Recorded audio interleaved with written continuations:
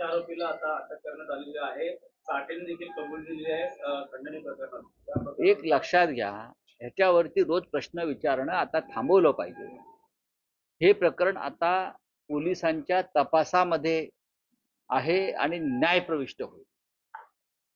ज्या दिवशी आपल्याला असं वाटेल की पोलिसांचा तपास योग्य दिशेने जात नाही, त्या दिवशी प्रश्न विचारले पाहिजे. पोलिसांवरती जनतेचा दबाव आहे, विरोधी पक्षाचा दबाव आहे. पोलिसांनी किंवा CIDनं आतापर्यंत केलेली कारवाई, मला असं वाटतं त्याच्यावरती आपण विश्वास ठेवला पाहिजे. रोज उठून नवा प्रश्न विचारायचा, पोलीस तपासामध्ये बाधा येईल असं आता काही दिवस करू नये. जर प्रकरण आपल्याला हे योग्य दिशेने न्यायचं असेल, गुन्हेगारांना खऱ्या गुन्हेगारांपर्यंत पोहोचायचं असेल, तर मला असं वाटतं की बीडमध्ये आता सुरेश धस पुरेसे आहेत. सुरेश धस यांना देवेंद्र फडणवीसांचा आशीर्वाद आहे. धस साहेब आमचे जे काय बोलतायत ते फडणवीसांच्या आशीर्वादाशिवाय बोलणार नाहीत. तर जे काही त्यांचं चाललेलं आहे, याचा अर्थ असा आहे की देवेंद्र फडणवीस गृहमंत्री यांना सुद्धा बीडमधला हा दहशतवाद बंदुकीचं राज्य मोडून काढायचं आहे. ज्या दिवशी मला वाटेल, आम्हाला असं वाटेल यात काहीतरी पडद्यामागे वेगळं घडतंय, त्या दिवशी आम्ही पुन्हा एकदा या प्रश्नाला वाचा करू. बीड किंवा परभणी या विरोधी पक्षातले सगळे नेते त्या ठिकाणी गेले, भूमिका मांडल्या, पण एवढे दिवस हे घडतं आहे.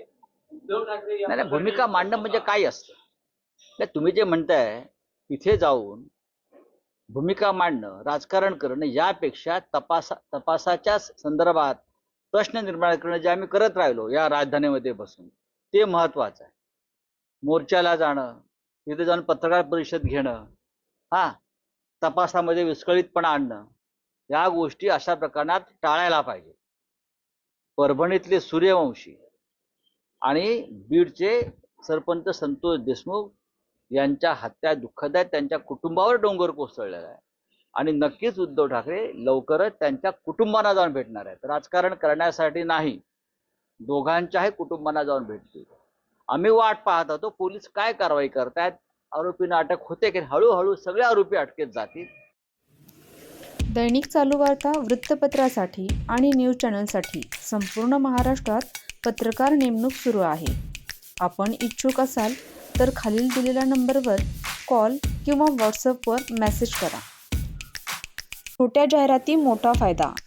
आता आपण आमच्या वृत्तपत्राला, न्यूज पोर्टलला आणि यूट्यूब चॅनलला फक्त 499 मध्ये वाढदिवस, उद्घाटन सत्कार, नियुक्ती, जागेविषयक, शैक्षणिक, व्यवसाय धंदा, सल्ला मार्गदर्शन, ज्योतिषी, सौंदर्यविषयक, गुंतवणूक, पर्यटन, सेवाविषयक, नोकरीविषयक, कला, क्रीडा शिबिर इत्यादी विषयी जाहिराती अथवा बातमी देऊ शकता. अधिक माहितीसाठी बॅनरवरती दिलेल्या नंबरवरती कॉल करा. धन्यवाद.